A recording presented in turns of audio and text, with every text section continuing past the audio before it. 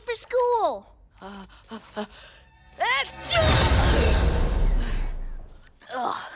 how late? About 7 years.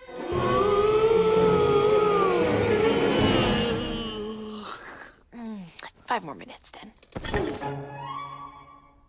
Thank you guys for joining us. I think we can all agree that 2020 was kind of a tipping point for the world in general, and nothing's been the same since.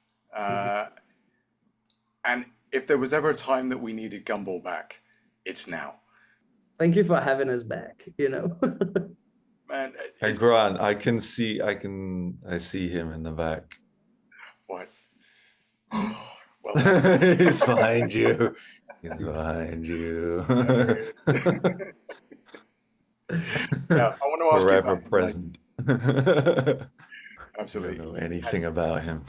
Yeah, he had to. Absolutely. That's good.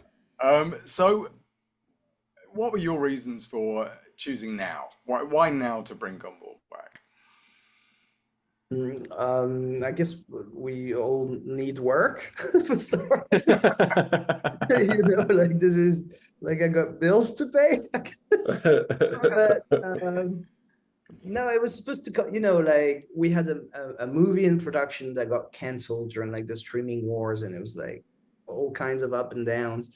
But this season was always commissioned. It was supposed to come off the back of the movie right after it was released.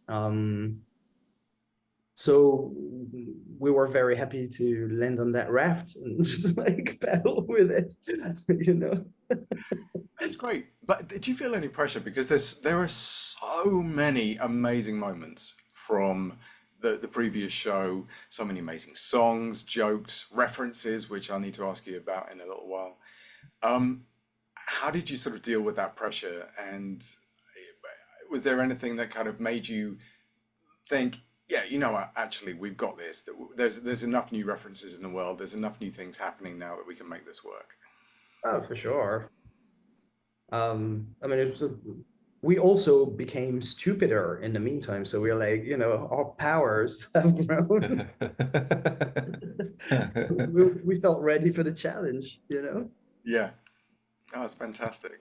Well, I mean, already I can see from the few episodes that I've watched that we've got it's a little bit more up to date, which is great. We've got sort of little digs about millionaire or billionaires' children's names and things like that, which are great. And I'll never get Principal Brown twerking out of my head. I think that's probably going to stay rent-free for a little while. So thank you. We just wanted to be as body positive as possible. But honestly, that's one of Gumball's superpowers, is the ability to be able to do something like that in a way that probably children don't even realize what's going on. They're just absorbing that, and it's a fantastic message, but actually they're just along for the ride,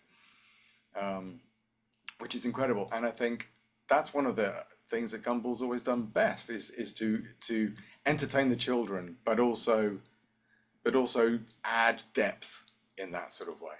Right. Well, I hope you stop your children from learning anything from us, though.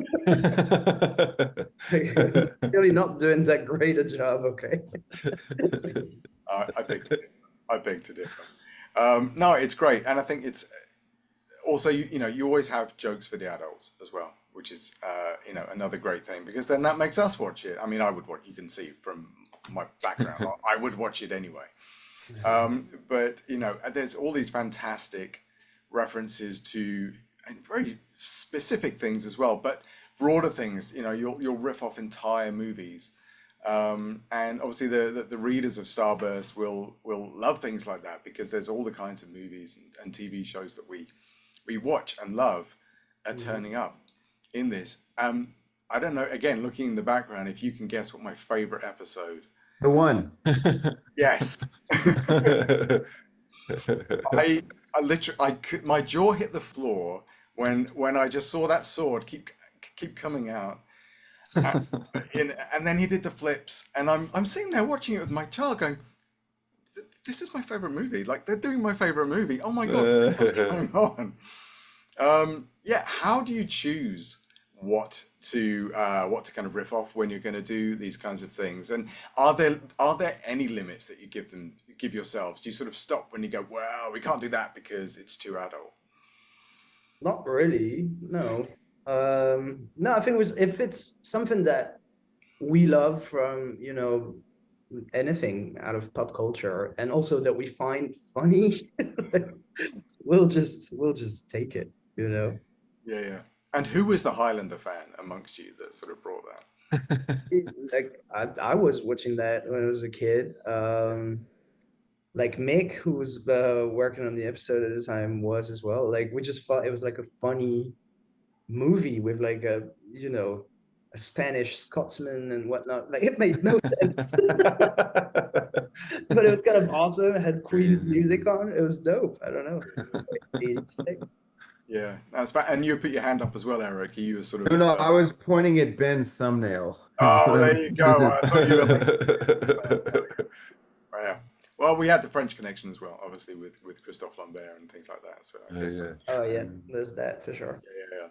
My favorite niche reference from Gumball is the snapping turtle Yeah. because I had watched. I think I'd seen the news episode maybe a few times, and that kind of twigged at me a little bit.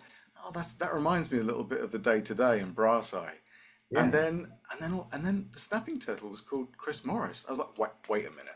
Chris, Wait, it was so the snapping turtle like was a turtle I had when I was a kid, which was right. evil, like literally, like exactly the same turtle that's in the show, and it was just as mean and deadly. But you're talking about a hamster on the verge of death, Oh, it was the hamster. that we called that we Thank called you.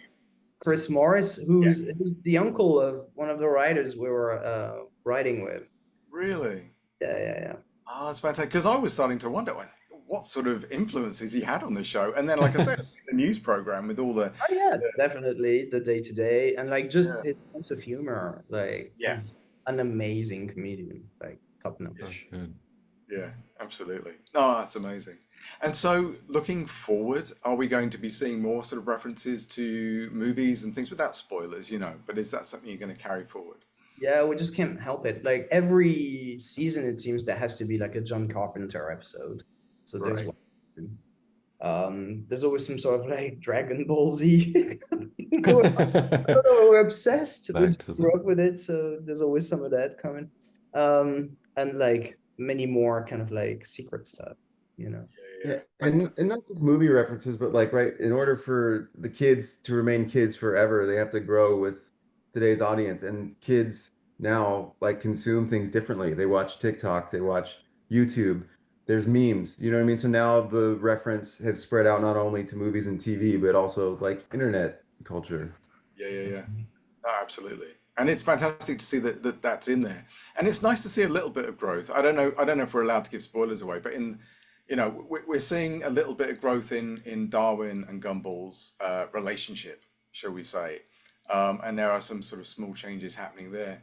Is that something else you'll explore going forward? Are they going to grow a little bit at all, or are we going to sort of staunchly try to keep them in the same kind of school year? I think It's just like one hair.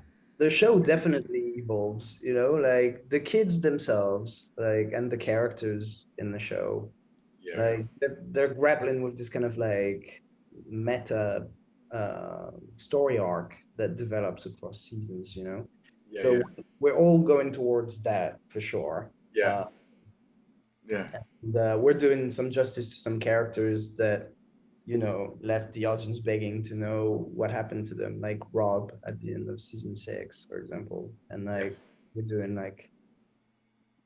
an episode about it, and it's a pretty cool one. yeah. No, absolutely. And I think you say about an arc as well, and I think that's something that my children growing up have really bought into shows like Gravity Falls and things like that. If I have to watch another conspiracy video about what's his name, Bill Cipher, like is that something that you kind of clue into a little bit more with Gumball now? We're going to start to see little bits, sort of a little bit like Clown, just sort of peppered in that we can kind of follow, and everybody can make YouTube videos about. Oh yeah, for sure. Like, please speculate. internet. Good job. My very, very last question is, over the time that you have worked on Gumball, have you seen yourselves, I mean, I would say it doesn't sound like it, turn from Gumball into Richard? Unfortunately, yes, that's exactly what happened to me. That's literally what happened to me, and I don't know how I feel about it. I guess happier for it, to be honest. That's fantastic. Oh, well, look, guys, thank you all so much. It's fantastic to see it back. I don't know what we did without it. So thank you. Keep making it and make that movie. Hey. Promise we will. Thanks, Grant. Thank you. All right, thanks a lot, guys. Cheers.